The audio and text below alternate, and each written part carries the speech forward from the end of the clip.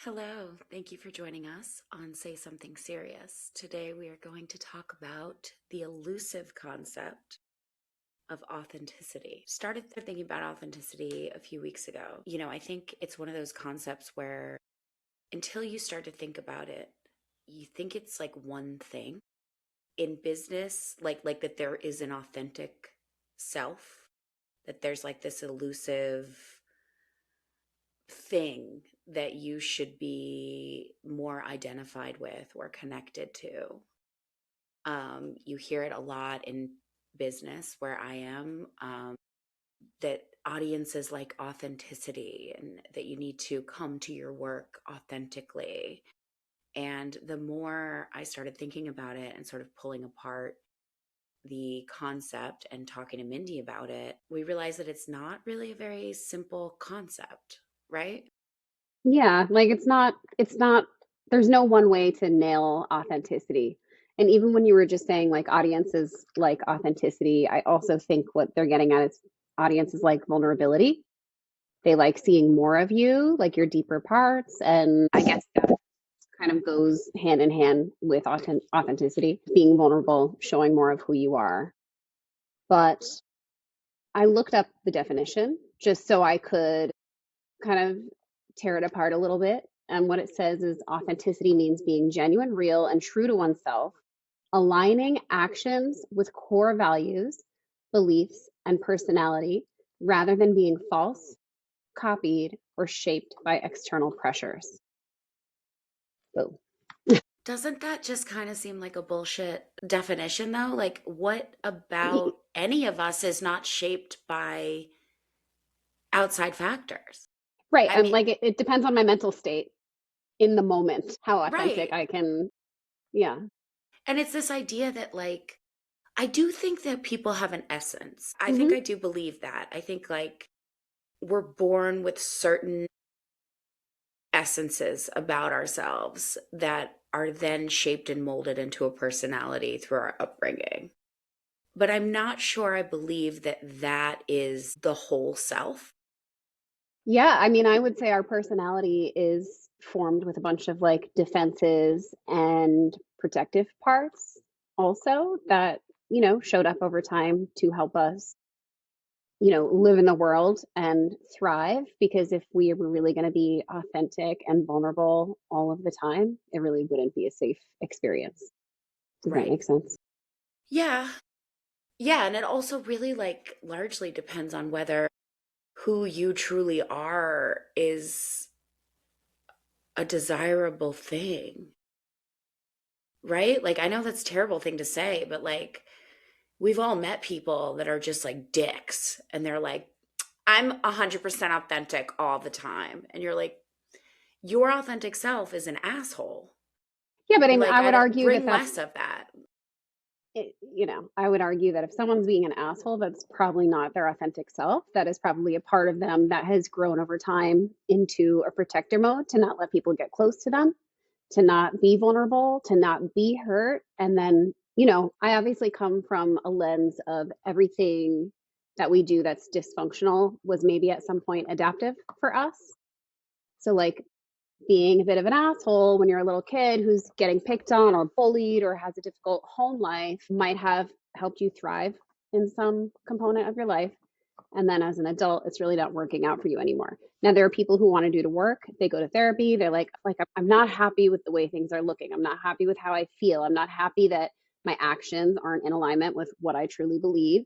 And then there are people who are just not there yet, who are not ready to do that work or don't want to do that work because of shame, because of limiting beliefs, whatever you might have. But I don't know if we've had this conversation about evil, right? Like, do you think it exists? I'm just not 100% convinced that I think someone is born an asshole. I think that things over And that's like time, an authentic. and that it's Well, like an authentic this is quality. what Like, it, you're just, on and our I've seen bad journey, things, like, yeah, on our journey through the idea of authenticity, I landed, the place that I landed was, what is the name of that podcast that I sent you? being well, Being Well. I found an authenticity I think, podcast. living well. where these two therapists were having a conversation about authenticity. And after like about a week of being like, how do I find her? How do I find who I truly am? Like, what is that? That's so elusive. That's such a weird concept. They kind of blew me wide open with this idea that like we're all fragmented, and the authentic self are a combination of all your parts, and that you can be authentic in many different ways, in many different times. And once I accepted that idea, I could finally find parts of myself that I thought were authentic versions of me. Like once I didn't have to come up with one essence, because I feel like that, like I know that even in parts work, correct me if I'm wrong, like IFS stuff, there is this belief that there's an essential self, Well, they right? talk about it like self energy. It's like an energy. So it's, you can't define it. But Okay. like, I don't know if I would agree with that we are fragmented. I feel like that can be damaging to some people who already feel broken, but that we are complex beings with a lot of different parts that can, they work together to help each other. And sometimes it bites us later and it doesn't work out. But you can learn to connect with these parts and interact with them and have them interact with each other. But I mean, it takes time, right? It's therapy, there's work. I wouldn't say we're fragmented. I would say we are a self, and there are complex dynamic parts that have formed over time, and you can get to know them. But they're a system. That's why it's called internal family systems, is like they do work together. And sometimes it is not in a great way, but at one point it was helpful. That's the belief. I think I've always known that that I could make a choice about the version of myself that I brought to any situation. I'm going to give you a really weird example, but this is like Yeah. the one that comes to mind the most for me, is that like in my 20s, when I was partying a lot, like I would choose the playlist that we would get ready to, and that would tell me like what kind of person I was bringing to that party. Yeah. I mean, like, your music affects your energy, Right. So like right? I'd be like, Yeah. is that like the super gay Madonna version of me getting ready tonight is 50 Cent, Get Rich or Die Trying, Getting Ready Tonight? Like which version of my personality and group of energies am I going to bring in to the evening? And now that like that's not really a thing that I do anymore, I still think that like this idea that I could choose, or if you get a long enough pause, you can choose which self you want to bring to your life on a daily basis, or even just a task, is a really powerful one. Yeah. Tell me more about it. So, like, okay, I did a thing. Okay. So, after I had this like mind blown situation where I decided that I could be all my different selves, and that all the kaleidoscope of all those people is what constitutes my authentic self, as opposed to trying to find my core essence. I wrote them down, like named them, and then described them to a chat box and asked them to create imagery for me of those people, and then turn them into sort of like a tarot card set for myself. I know this is very extreme. These are the things that you can do if you choose not to have children. Okay.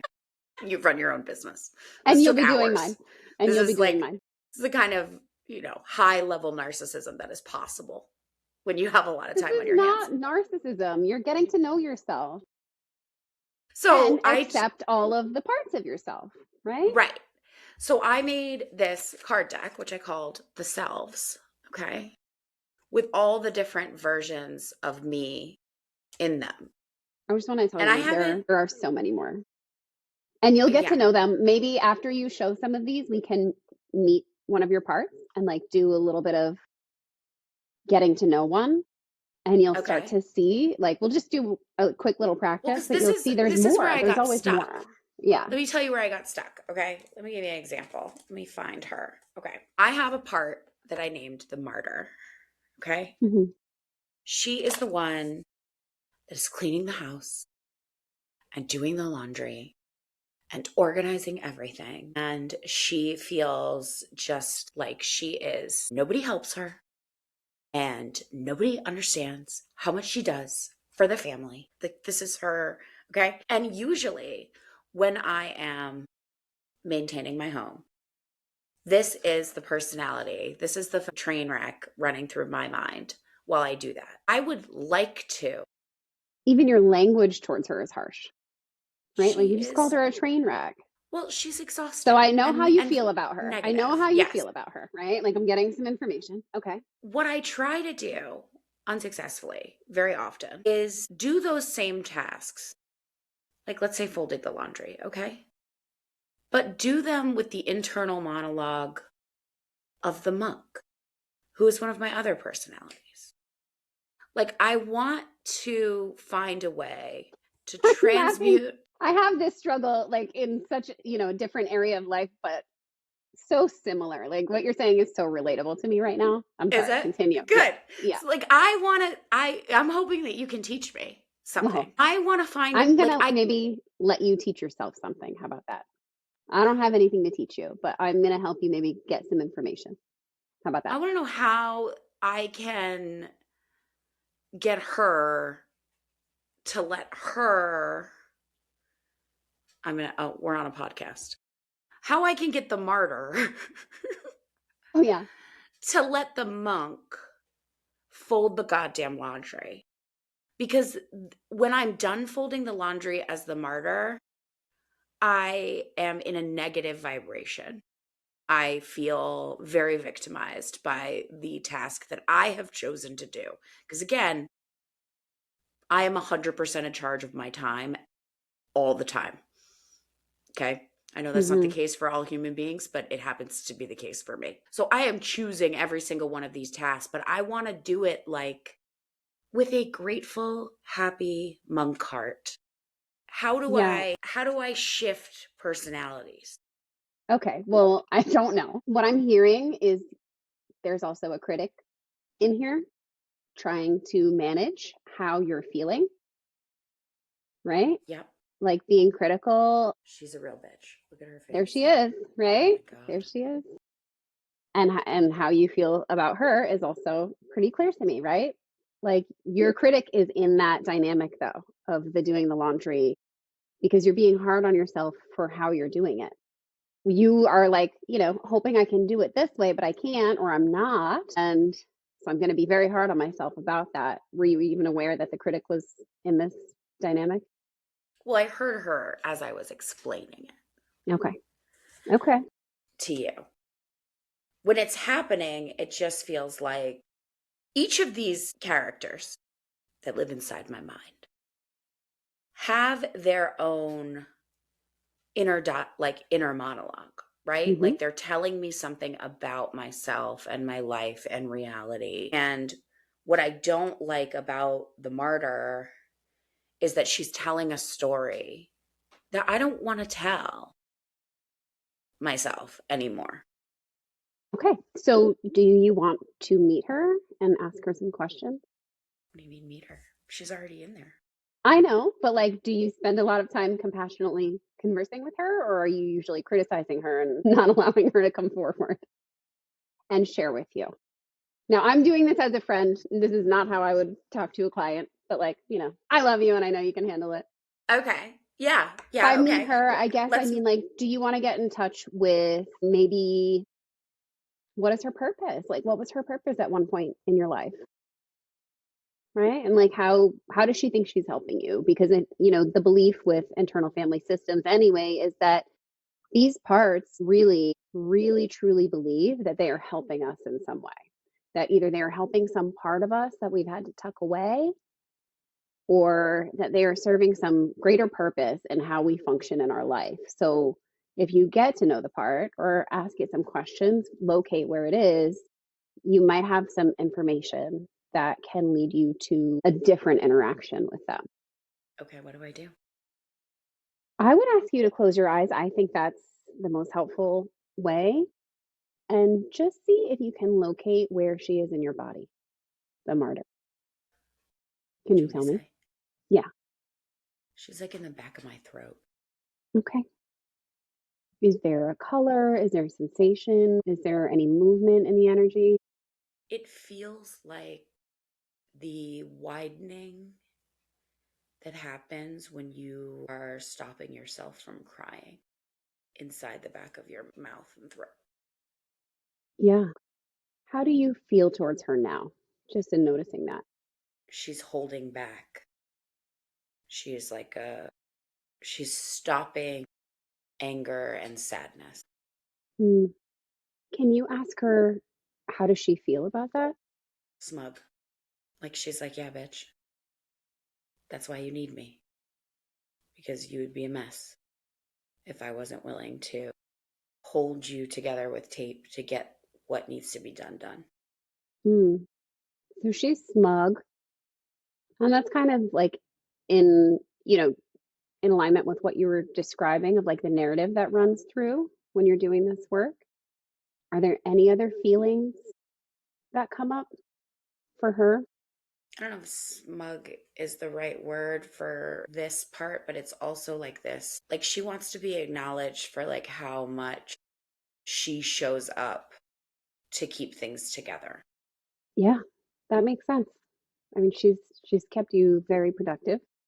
Do you think that there is a part of her that is protective of another part of yours? I think she is the person that holds back burnout. That makes sense. That makes sense. How do you feel towards her now? We're grateful. Could you maybe tell her that? Internally. You don't have to say it out loud. Yeah. Um, I'm curious if you could ask her how old does she think you are?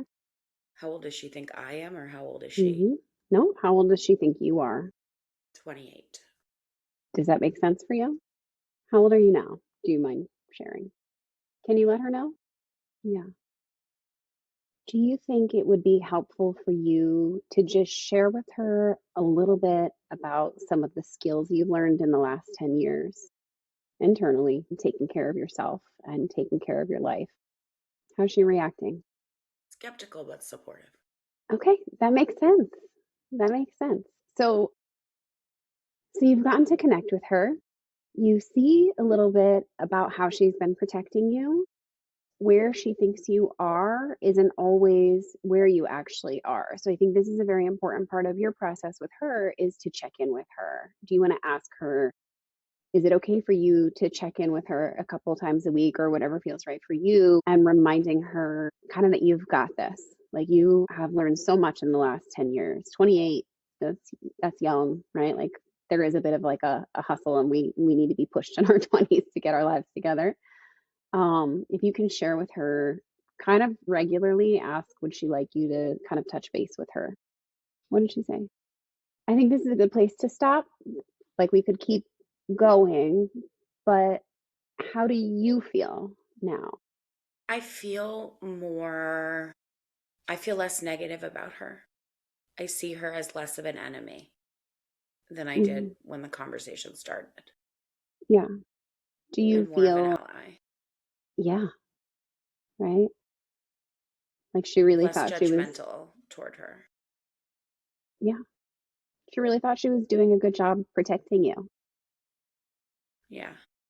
I think telling our parts how old we are and what we've learned over time is really helpful for them to integrate that information because sometimes, with trauma or like stressful life events, these little parts can become kind of frozen in time and they're still there. And maybe what you can do, I think it would be nice actually, if you want to ask her, does she want to come and join you now? And you can either bring her, in your own imagination, bring her to where you are, or bring her to another location that's like a grounding place for you. Like if I do this parts work, I might bring my part to the rocks in Rhode Island, right? And just get her out of the 28-year-old space, bring her to the present, and maybe thank her. Okay. Thank you for Cool. sharing. Thank you. It's interesting because for some people, they're so in their heads that you have a lot of work to do to get to what you just did in like a minute. And it speaks to how much work you've done to get in connection with yourself that you were so quickly able to have a conversation with her. Because sometimes it would have to be more like, can I talk to her? right? Like, because you might be like, well, I'm thinking, or I'm thinking, like you dropped right in. That Yeah, was, that was really great. Thank you. that's really, yeah. It was really interesting. That part is, I have like a very active inner dialogue, Hmm. which I understand a lot of people don't, which I think makes that type of work easier, because this idea that like my parts are talking to them each other is like a constant thing that's happening in my mind and always has. Yeah. Like people without inner narratives, that concept would be harder, I bet, to reach. But like I'm constantly like, there's like six people in there fighting all the time, and then somebody makes a decision. Yeah, I mean, you can do this work on your own, like if you feel like you're in a struggle or you're being hard on yourself or you notice yourself being critical or judgy or having this struggle, like I want it to be another way, you can talk to the parts directly. And I think being compassionate with them happens really quickly once you start to understand their purpose is to help you at some point, you know? That's super super helpful, because Yeah. that was really like, I knew that I wanted her to feel more like her, but I didn't really understand how to get there. And Hmm. that was really really helpful. I love So that. glad. I'm so glad. And, like if you keep doing the work, you'll start to know a little bit more about the part that she was protecting and like bring that part up a little bit. It's not so scary to fall apart. Sometimes we fall apart, right? Yeah, And like, we've fallen apart before. We pick ourselves back up and we put ourselves back together. So there is no part that needs to protect this little part that she's afraid of, maybe can't handle it. Even if they can't, they will. They will get it back together somehow. So there's like conversation you can have there too when you get to know who they're protecting. that's really interesting. Yeah. I like It's this amazing. idea. I mean, this is Richard Schwartz. I feel like we need to say that. Like, this is his work. This has been his life's purpose, and it's beautiful work. It is. It is such a great way to get to know yourself and be curious about yourself and just put down judgment. Start to see, you know, you can start to see your patterns through a lens of appreciation rather than frustration, you know? How would you, what do you feel like you live authentically? Great question. I think I am so much better at it now than I was 5 years ago. But my parts, like, the parts work that I did, there was a lot of fear.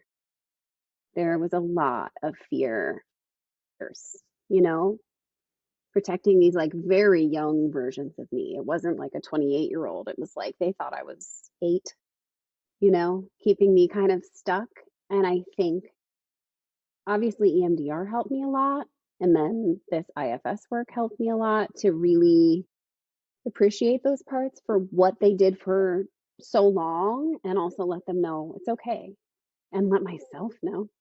But it took a lot of work and it still takes a lot of work. No, I don't even know what that means to be authentic all the time. I think every day I'm learning something new about myself. I'm open to growing. I'm not like rigid in the sense of like I think I need to be this one person. I mean, I think you and I both, right? Like we have the monk and we have like I don't know, whatever that crazy other end is, but we've got it, right? And it's fun. And like, I don't feel tied to the monk or whatever my version of that is.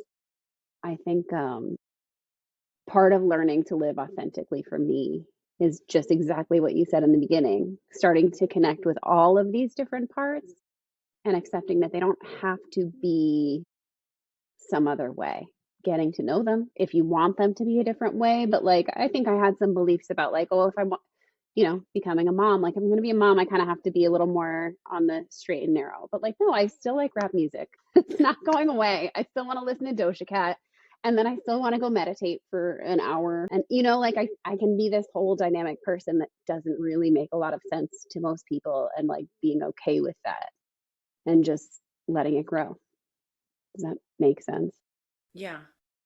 Can I throw a weird wrench in? Yeah, do it. Alter egos. Mhm. Is there a way, in your opinion, or what do you think about the idea of accepting or cultivating an alter ego for the purpose of survival? And I'll give you a concrete example. The most authentic version of me is very sensitive, and I'm in sales. And one of my struggles in my business is the emotional the emotional fallout, or the way that I take on, or my vibration is affected by anger or rejection, or, like, human beings are just like really nasty. We got to be like honest about that, right? And like, my struggle has been like, the closer I get to my authenticity and respecting and loving myself, the more I withdraw from the activities that are the highest risk for having to have those experiences. But those risks are where the rewards are. Like, on a mundane level, I have to call people and offer my services, and 5 won't answer, 2 will answer, and I'll have a lovely conversation, and 2 will answer and call me the C word and tell me I'm a piece of shit and they hope I die in a car accident tomorrow. And like, yes, 90% of those outcomes were neutral, if not positive. But that 10th phone call is really hard for me. And it's very tempting for me to say, well, the person that makes this call isn't me. Like, how about that for an idea?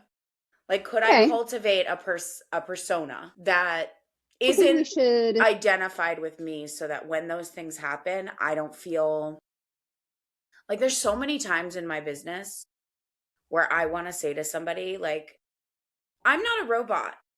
Like, this is an AI.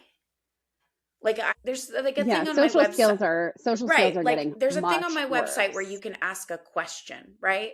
And like, I'll get the question and I will text them back, like, hey, there's actually 4 houses in that neighborhood for sale right now. They're this, and this price. And like, people will write back like horrible things. And I'm like, first of all, you asked for this information. Do you know what I mean? But like, and I'm just like, how can I emotionally separate from the tasks I need to do that open myself up to such vitriol? And do you get what I'm saying? I do. I do. I think I was thinking about this morning, so that's funny. Just with again, like authenticity and vulnerability being, I think they're pretty tightly related. Work is not always a safe place to be authentic and vulnerable. I know there's like a whole lot of, stuff out there about being vulnerable and it gets you to bigger places, but like there is a time and a place for that. And work is not always a safe place, especially being a woman or a minority, right? Like there are layers, and you are a woman in a working with a lot of men right now, right? Like specifically recently, I know you've been working with a lot of men. Um, it's really not the time to be vulnerable. They're not there to appreciate you for who you are. They're there to take a service from you and keep it moving. And I do think social skills have gotten so much worse. And I've experienced that in my practice as well, like getting emails and I'm like, there's like, this doesn't feel like a human talking to a human. I don't understand. It's very bizarre. I don't know about alter ego. I haven't really thought about that, but just saying like, this is my job. I'm going to do this, and other people's reactions are they're their own. Like it's disappointing a lot of times, and I accept that, but it's no reflection of me. They don't know me, and I'm not going to give them the chance. Really, Yeah. I think it's okay to go into your professional life with, you know, maybe a little bit of protection. Yeah. Okay. Does that make I'm just sense? like, yeah, I'm just wondering if like it would be a safe thing to sort of cultivate a work personality that I can de-identify with, or if that's like too fracturing to the self. I definitely think I used to do that, right? And then I Yeah, went yeah, I on feel my like if spiritual journey and I became more and more vulnerable, authentic, self-compassionate, which has made that type of thing more difficult for me than it was when I was like living as some of these other personalities from my youth that were show me like, some. Hold you on, I want know, to see the the dawn. Show the everyone the Dawn. dawn. Like the one that will, like, smoke a cigarette and punch you in the face. Like, I used to be able to bring her to work. She really doesn't show up that much I anymore. haven't seen her in a long time. Yeah. Just you girl. Yeah, she's a lot of fun. She can be a lot She's of a lot fun. of fun. But she's also like dangerous and Yeah. not good for the other parts of me, right? Like she does shit that has consequences for the Well, I mean, others. And they and don't appreciate it. at one point, she was an absolute necessity, Right. right? Right. And you learn to like over time soften and have created a life for yourself that is safe, that allows you to do that. Your work Right. I environment also have a is villain. not it. She's I the don't one really, that I don't will know take her. revenge. I am a Cancer. I don't feel like I've ever met your villain. I'm glad to say. I don't But like know. sometimes like I I feel need like, like let me tell you this. okay. Again, this is niche, but hopefully it's applicable to other people in other industries. I'm in an industry where there are a lot of villains. And sometimes I'm like, should this be the girl I bring to work? Like, should I just be like a cutthroat gangster at my job Well, again? Because I made more money that way, but I did not feel in alignment with who I really want to be. And I don't know how to reconcile those two things. I mean, they're always there if I need them. But yeah, I mean, we might need to talk to them, but here's what I think. I think if you keep bringing the villain, it just reinforces that you can't handle whatever it is they're trying to protect you from. I know why, I know where she came from. Obviously, I know you more than I know myself sometimes. I understand her purpose. I think part of your work with her might be to build up the confidence that, hey, like I can do this. I can handle this. And I appreciate everything you've done for me because my God, well, I don't really actually, I can't even say I know the villain. I know the Dawn really well. Benefited from her in my life. call me if you need me. But, if we keep bringing that part that is a protector forward, it's like reinforcing that part that they're protecting that might be exiled and down low, the vulnerable part, the really sensitive part can't handle it. I think what you want to try to do is get yourself to a place where you feel like, well, this sucks. And maybe at some point, this work is not for the rest of my life, right? If you really like hate it, if you've talked to these parts and you don't want that part to keep showing up, you're doing other things, right? But I think bringing her back and having this alter ego might just reinforce that like you need the protection, and maybe there's some work for us to meet the exiled part, the part that's like very sensitive, even though you have been doing that work, Right. Like and the other bringing her solution is forward a finding a little bit. way to say, this isn't about me. Like when people are like unhinged, Hmm. It's like, okay to distance this is yourself not from their about me. reaction, yeah, and to Yeah. protect yourself, but like to bring up that like alter ego that you'll call it, or that part, or that protector, it just reinforces that you need it. But really, you might just need to have a conversation with her, like you did with the martyr, and then have a conversation with the part that she's protecting. And, the goal with IFS is to like really, sorry, hold on one second. Really, hey girl, it's okay. The goal of IFS is really to be in touch with the energy of the self, as kind of like there is a self energy that kind of really is authentic to you, like we're talking about authenticity, and to let that be the leader of the parts, right? But to balance them, to not let one take charge all the time, to like get to know the one that they're protecting, bring them up a little bit, and then let the self kind of be the leader. But again, authenticity, it depends on your mental state, it depends on your environment, and that's okay. I don't think you need to bring everything everywhere. You have to kind of trust your own inner wisdom with that too. When you feel safe. The cards are wanting us to talk about how authenticity plays into romantic relationships. And do you feel like your partner meets new parts of you all the time as well? Yeah. Luckily, I got one that's like willing to just roll with it. Yeah. Don't you? Don't you kind of hope that's the goal of life? Like to find someone who can grow with you, who you can meet new parts of them and they can meet new parts of you. And Yeah, it's an interesting idea because there is this desire to have as much information as you can before you commit to something Mm, like marriage, yeah, yeah, right? yeah. Yes. Like you're really hoping that you've seen a lot of the parts and that you like them, or the ones that are in charge are ones that you are willing to commit to and that they're committed to keeping, right? Yeah. But I do think that and then that journey of finding like other versions of yourself and being able to share that with the person that you love can be a beautiful journey. Yeah. But you definitely hear about, I mean, one of the common things you hear in divorce is like, I don't know who this man is anymore. I don't know who this person is that I married, right? Yeah, I don't know. I mean, yes, I know that that exists, especially, with like narcissism and domestic violence and things like that, where they're like fully Huge shifts. charming, and then Yeah. like you get married and immediately there's your honeymoon and you're like, that is a real thing. I understand that. But I also think sometimes there are moments along the way where you get glimpses and into things that you don't like, and you quickly push that down because you want to be married or you want to have kids or you want to love this person and you want them to love you, or you're willing to look past things. I mean, I can't say that I believe fully that anyone's shocked that someone turns out to like not be the greatest person. I think sometimes, and many times, you get a glimpse and you choose not to tune in. But I think if we're talking about like growing and getting to know your parts, you're usually knowing softer parts over the years, right?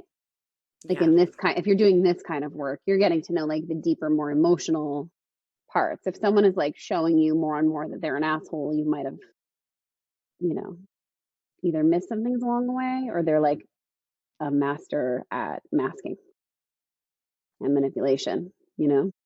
Yeah. Which is a different situation. Totally different situation. Then like we just don't have anything. Yeah, it's such an interesting, I mean, I'm not an expert yet. I will be in a few months, but I was just married in June. So I'm not a marriage expert yet. No, But no one is, and you shouldn't be. Like it's always a journey, you know?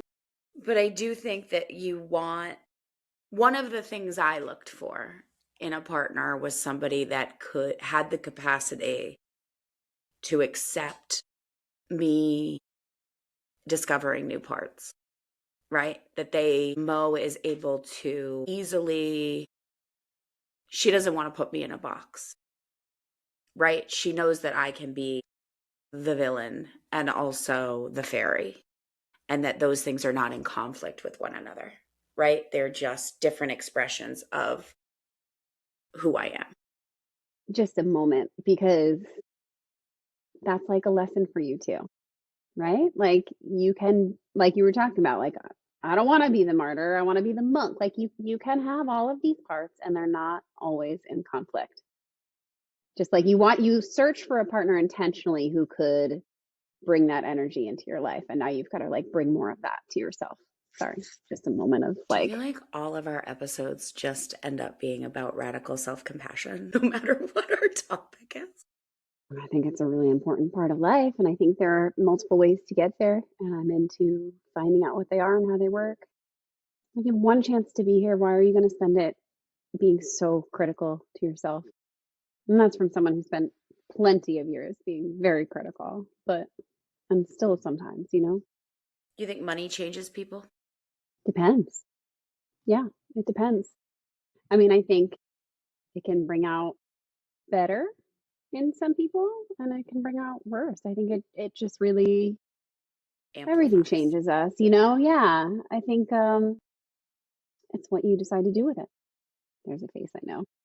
I think I think they want me to remind people that the self is actually rooted in the small little things in life and not the big things. So the self is not your accomplishments. It's not the most important days of your life. It is the way that you wake up, each day, have coffee, call your friends. Like the self is not the resume, it's all the stuff that happens in between. Moment. The moments. That's who the self is. I think about that a lot, actually. I really Yeah. do. Like, that's part of mindfulness, right? It's like be really present in your moments and really feel the joy, and that it really brings you to yourself. And I also have just been noticing how quickly you can get pulled out of that by picking up your phone. Like anytime I'm like, oh, I'm feeling just so great today, I'm like, I haven't looked at my phone for hours. And anytime I'm like, oh, I didn't get a lot done today, or I'm just like not feeling on my game, I have had my phone at my hip, you know? Yeah. We're in a pickle in world right now. Like Yeah, yeah, we are. the thing that we spend the most time with is at the root of most of our problems. And I think everybody is trying to figure out what to do.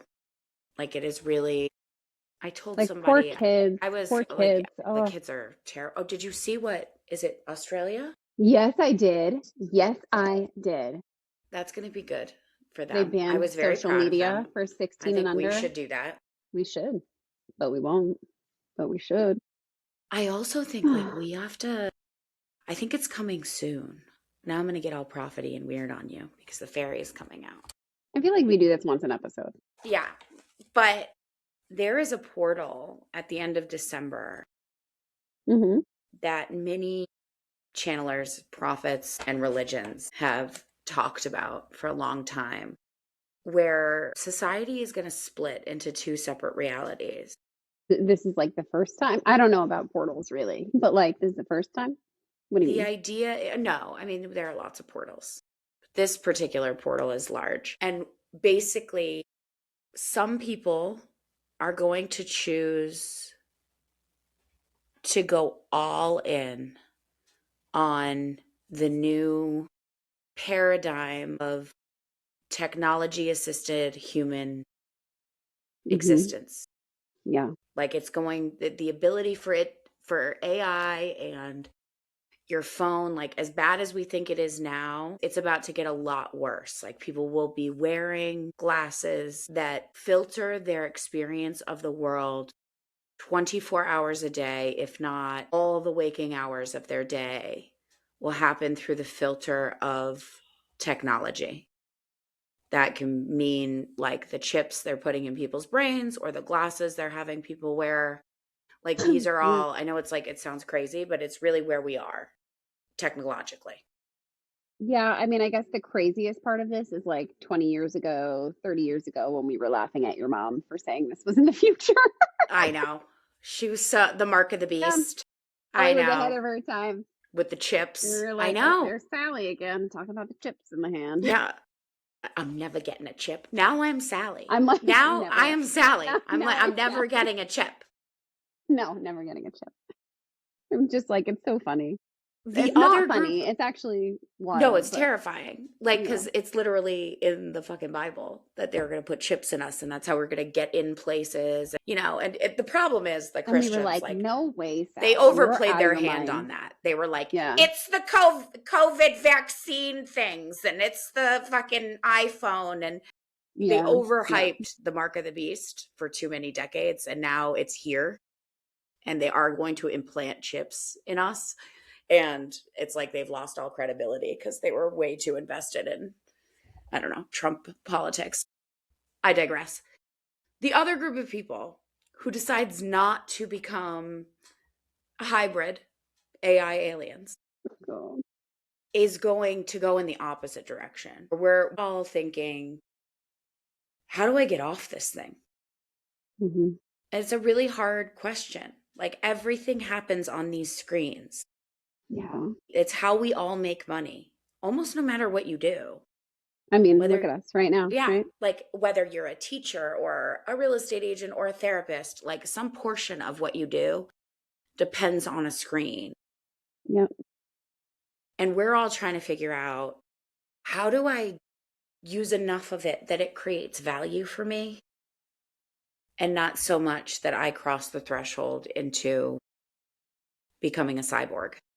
Yeah. I mean, look, you made your tarot cards with a like Right. a I chat, use, right? right. Right. And Yeah. I mean, I love actually, I want. television. I love Yeah. film.